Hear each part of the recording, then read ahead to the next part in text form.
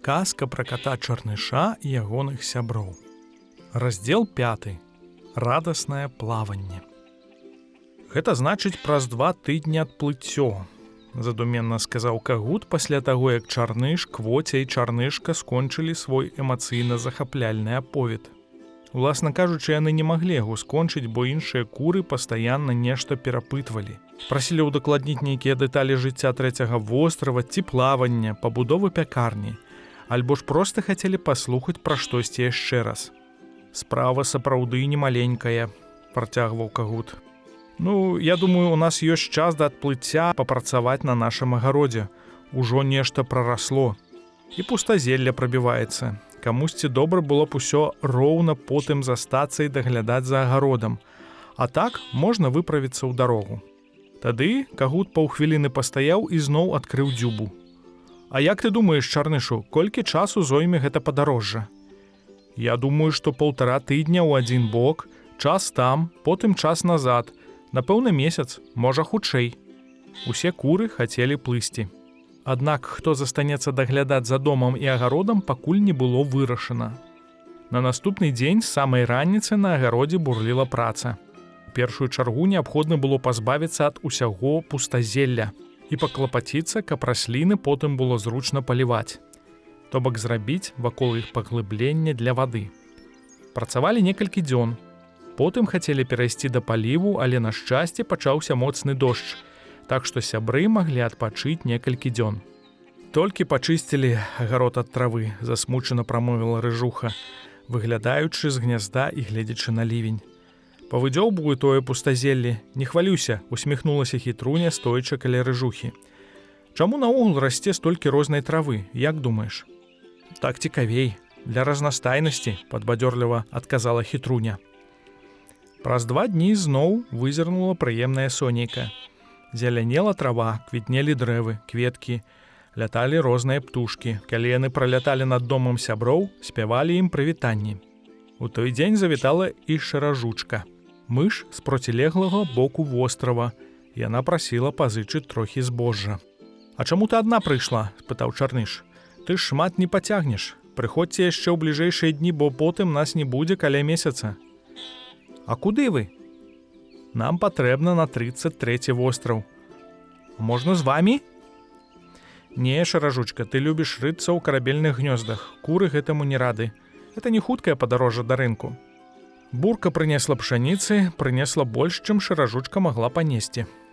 Я дапамагу, сказала бялуха. Насыпьце і мне мяшок пшаніцы, аднясу яго да іхняга дому. Заадно даведаюся, як у іх там справы. У цэлым куры не вельмі часта хадзілі ў мышынае паселішча, але бялуха рабіла гэта часцей за іншых. Пасля яшчэ тыднёвай падрыхтоўкі ўрэшце дайшлі да таго, што пры доме застануцца Квоця і хітруня. Карабель загрузілі ежай, вадою, асвячылі салому ў гнёздах, агледзелі ветразі, праверылі карабельныя рухавікі і іншае абсталяванне карабля. Потым куры ўзялі свае любімыя настольныя гульні, 3 мячы, скакалкі, забралі свае і сабраныя кошты. І вось раніцай паспяшаліся да карабля. Надвечар былі ўжо каля 3-го вострава. Чарнышу адразу паведамілі, што адплыццё будзе паслязаўтра. Вельмі цудоўна, што вы ўжо тут, сказаў Быстровіч, бо мы дакладна не ведалі, калі вы будзеце, а плысці ўжо можна. Быстровіч — белы кот з чорнымі палоскамі на галаве. Асабіста ён не так ужо моцна любіў есці піражкі са смятанай. Яму больш падабаліся розныя травяністыя расліны. У яго агарод быў засеяны самымі разнастайнымі сакавітымі травамі. Аднак Быстровіч вельмі хацеў проста дапамагчы ва ўсёй гэтай справе. Чарныш са свайго боку таксама быў рады, што яны ўжо на месцы. Можна было спакойна адпачыць, а заўтра яшчэ дапамагчы. Чарнышка! — закрычала Моця, убачыўшы сяброўку раніцай. Моця падбегла да Чарнышкі. А дзе Квоця? Што яна не паплыве? А хіба ты плывеш? Што да Квоця, дык яна засталася на гаспадарцы. Добра, што хаця б ты тут, сказала Моця і прахінулася да Чарнышкі, усміхаючыся. Паветра было напоўнена атмасферай ажыўленасці і мітусні. Карабель катоў быў самым вялікім. Планавалі пры неабходнасці загрузіць туды самае грувасткае абсталяванне, таму каты бегалі туды-сюды яшчэ раз усё правяраючы. З 4 і 5 астравоў падплывалі невялікія караблі, дастаўлялі фінансавую дапамогу. Узамен забіралі запрашэнні для коз і кароў. каб даставіць іх на 8-й востраў. Чарнышу таксама далі колькі дзесят аб'яваў, каб размясціць іх на 33-м востраве. Была невялікая верагоднасць, што хто-небудзь адтуль можа захацець пераехаць на 3-й востраў. Пасля таго, як кот Чарныш аднёс аб'явы на свой карабель, ён пачаў дапамагаць катам загружаць іхні карабель. Кагут і куры папраставалі на курыную вуліцу. Яны таксама дапамагалі рамантаваць птушыны карабель. Былі яшчэ працаўнікі, якія займаліся будучымі пашамі, тэрыторыямі для вулляў, пякарняй, думалі пра будаўніцтва хлявоў, але яны былі спакойныя, нікуды не спяшаліся. Нарэшце ўвечары, калі ўсё было падрыхтавана, усё супакоілася. Яны вырашылі проста атрымліваць радасць ад прыроды і размоваў паміж сабой. Кот Чарныш і куры пайшлі начаваць на карабель, каб раніцай не марнаваць час на дарогу да яго. Зайцы, некаторыя каты і птушкі зрабілі тое ж самае. Настала раніца, пеўні кукарэкалі, аднак гэтай раніцай яны асабліва нікога не разбудзілі. Многія былі ў бадзёрым настроі, а некаторыя проста спакойна глядзелі на тых, хто яшчэ не прыбыў. Хоць планавалі адплыць разам, снедалі хаатычна. Бялуха, рабуха і рыжуха зусім не хацелі снедаць. Чарнышка на дыбачках пракралася на птушыны карабель і потым вяла гутарку з Моцяй. Адзін індык на імя Лугавы хадзіў па палубе, бальбочучы. Заяц, чым дужэйчык, рабіў зарадку, бегаў штосілы зверху ўніз па ўсім караблі. Кот Рыжык на каціным караблі жаваў піражок. Чарныш чысціў зубы. І тут на гарызонце вырысаваліся хвасты Мурзайлы і Васіля. «Прывітанне!» – прывітаўся Васіль, калі яны падышлі. «Прывітанкі!» – шпарка адказаў Чарныш. «Калі адплываем?» «Хутка! У нас яшчэ 5 маюць падысці!» – крыкнуў Мурзайла. Тады ён звярнуўся да Кукарыкайлы на птушыным караблі. «У цябе ўсё?» «Шэрака і жоўціка яшчэ няма. Юлія таксама павінна прыйсці», – абвясціў Кукарыкайла. Шэрак і жоўцік былі мясцовымі гусакамі, а Юлія – качкай. У яе было цёмнае пер'е са срэбранымі палоскамі. Усе гатовыя да адплыцця цярпліва чакалі на тых, хто павінен быў яшчэ падысці. Тым часам шпаркуха прабралася да аднаго з карабельных гнёздаў, да свайго улюбёнага і ўладкавалася несціся. Моця вырашыла плысці на караблі Чарнышкі. Чарныш быў не супраць. Неўзабаве прыбылі ўсе. На каціным караблі сабралася 9 катоў. Мурзайла, Руды, Быстровіч, Рыжык, Васіль, светла-рыжы Батон, Шарапузік, цёмна-рыжы Бублік і шэры Сцяпан. Шэрак, жоўцік і Юлія таксама былі на борце. А на птушыным караблі былі куры Стрычкуха, Пушыстая, Спявунка і заяц Жэўжык.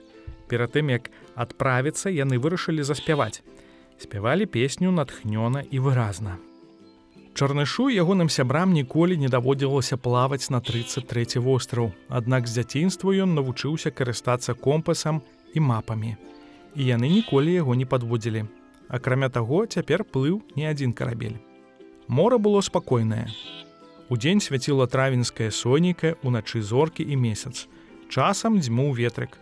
Аднак быў адзін дзень і адна ноч падчас падарожжа, калі вецер быў адносна моцным. Аднак гэта не перашкаджала. У першы дзень кот Чарныш кухарыў. У самім караблі была спецыяльная невялікая кухня. Аднак Чарныш змайстраваў сабе калісьці невялікую печку, якая магла працаваць ад рухавіка, каб гатаваць на палубе пад адкрытым небам. Праўда, ён ёю даволі рэдка карыстаўся, але цяпер, на думку Чарныша, быў якраз адпаведны час. Такім чынам, кот прыгатаваў супчык, у якім было шмат зерня, і пасмажыў піражкі. Яму крыху дапамагала бурка. Кагут сачыў за тым, каб карабель трымаў правільны курс. Тады шпаркуха пачала кудахтаць, яна ўжо знеслася. Іншыя куры захоплена горача гулялі ў настольныя гульні. Ім было весела. Ежа, якую прыгатаваў Чарныш, хапіла і на наступны дзень, а ўвечары спявалі песні. Наступны дзень быў яшчэ больш ажыўлены. На кухні былі бурка і бялуха, а астатнія гулялі ў курынай каюце, потым ганялі з мячом па палубе. Тады ў іх яшчэ быў малюсенькі мячык, якія накідалі адно ў аднаго спецыяльнымі адбівальнікамі.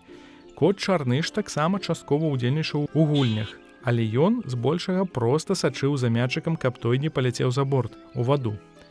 Яму вельмі не хацелася скакаць у ваду па мячык, ён ускладаў вялікія надзеі на майстэрства гульні сваіх сябровак, але ўсё ж, у рэшце рэшт, прыгожы чырвона-чорны мячык грацыёзна паляцеў за борт ад удару шпаркухі. «Ой!» вырвалася з ейнай дзюбы. Чарныш ужо збіраўся скочыць у ваду, калі жоўтык гучна загагатаў. Птушыны карабель у гэты момант быў зусім побач з ім. «Стой, стой, у нас тут ёсць нешта для такіх выпадкаў». Жоўтык дастаў нейкую цікавую прадаўгаватую прыладу. Заяц, чым дужэйчык яму дапамог, яны спусцілі прыладу ў ваду, уключылі яе, прылада зашумела і прыцягнула мячык. Куры захапляльна ўскрыкнулі. Здавалася, больш ніхто гуляць не будзе, але тут пачалося яшчэ больш актыўнае дзеянне. Перакідванне мячыка з карабля на карабель. Па мячыку трэба было біць. Нельга было дапускаць, каб мячык дакрануўся паверхні карабля. Канечне, каманда, праз якую мячык зноў паляціць у ваду, прайграе. Чарныш энергічна ўключыўся ў гульню, каб у курэй было больш шансаў, бо хоць куры і гулялі з запалам, у момант раптоўнага пачатку гэтай гульні яны ўжо крыху знясіліліся. На другім караблі былі хуткія персанажы. У іх былі свежыя сілы. У той дзень каманда Чарныша ўсё ж прайграла. Але ўсе атрымалі выключна станоўчыя эмоцыі. Птушыны карабель цяпер увесь час трымаўся вельмі блізка, так што ў наступныя дні таксама можна было гуляць у гэтую гульню. Правілы ўдасканальваліся яшчэ некалькі дзён.